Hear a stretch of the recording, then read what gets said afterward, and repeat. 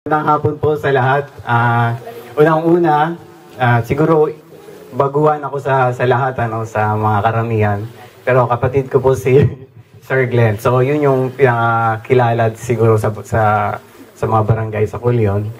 So ako po raw muna ang papalis sa kanya. So bali, sabi nga ni SB Astor na matagal ako sa sa abroad.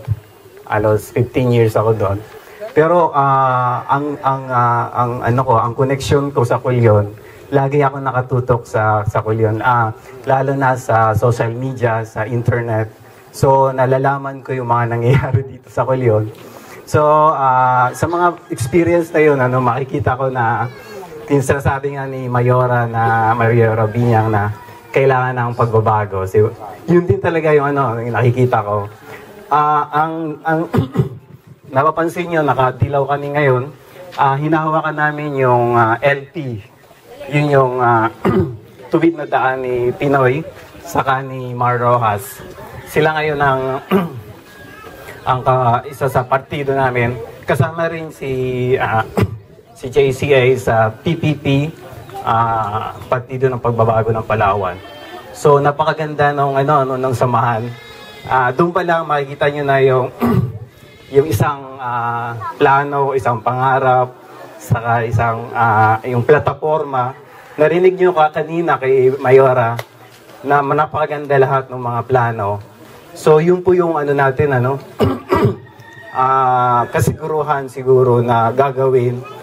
Sinabi nga niya na piling-pili yung mga kasama niya. Sinabi niya na talagang nandoon yung napakaganda yung sinabi niya rin na naranasan ko yung mga nararanasan niyo ngayon. So yun yung yun yung connection natin sa bawat isa. Mapapansin din niyo na nakalagay dito yung I help, yung pagtutulong, yung pagtutulungan ng bawat isa. Na bawat letra po na ito ay mayroong kahulugan. Yung I sa infrastructure, na sinabi na nga na sisementohin yung kalsada. Isa na yan sa mga patunay na ginagawa.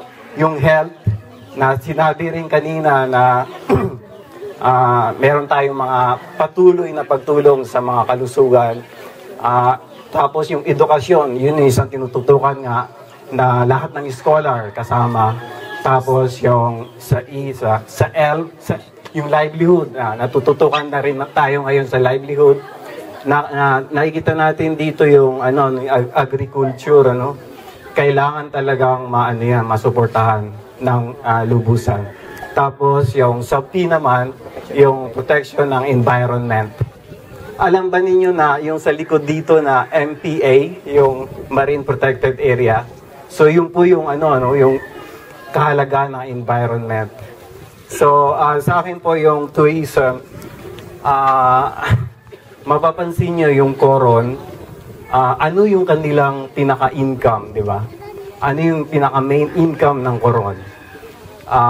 Ang pinaka-main income nila yung tourism.